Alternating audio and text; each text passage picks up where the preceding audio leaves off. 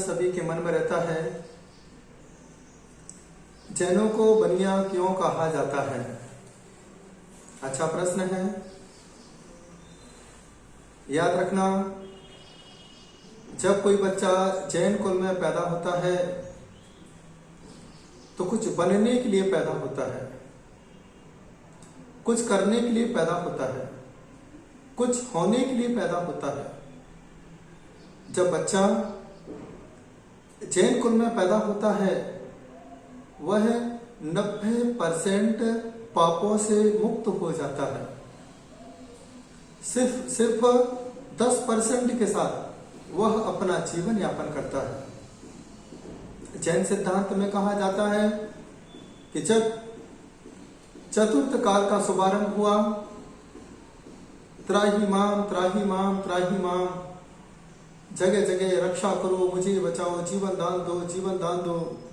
उस समय ऋषभ देव ने बनने की कला बताई, सठ कर्म का उपदेश दिया, असी मसी, कृषि, शिल्प, कला और वाणिज्य।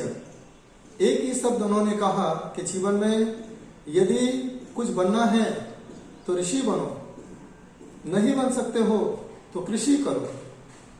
इसके बाद आज जो पंचम काल चल रहा है, इस पंचम काल में जो भी जैन कुल में पैदा हुआ है, आपने कभी उसे दरिद्री नहीं देखा होगा, किसी के यहाँ पर भीख मांगते हुए नहीं देखा होगा, किसी से कुछ मांगते हुए नहीं देखा होगा।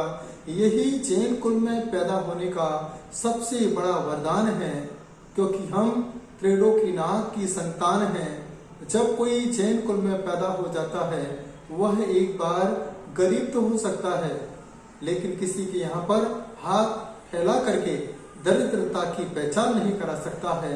यह सबसे बड़ी बात हमारे जैन धर्म में देखी जाती है। इसके बाद यह जैन धर्म के श्रावक सुबह से ही शाम तक अपने जीवन में कुछ बनने की भावना रखते हैं। पैसे के माध्यम से, परिवार को संचालित करने के माध्यम से, और सबसे बड़ी बात, इसे बनिया इसलिए कहा जाता है क्योंकि इस कुल में आने वाला ही संयम के मार्ग पर बढ़ सकता है, संयमी हो सकता है, साधु हो सकता है और अपनी आत्मा को परमात्मा के समान बना सकता है। इसलिए जैनों को बनिया कहा जाता है। भारत के पूर्व प्रधानमंत्री या कहें प्रथम प्रधानमंत्री जवाहरलाल नेहरू जब भी अपने भाषण दिया करते थे, एक ही बात अपने भाषण में कहते थे, भारत के सच्चे नागरिक बनिए। समझ गए ना क्या कहा उन्होंने? भारत के सच्चे नागरिक बनिए।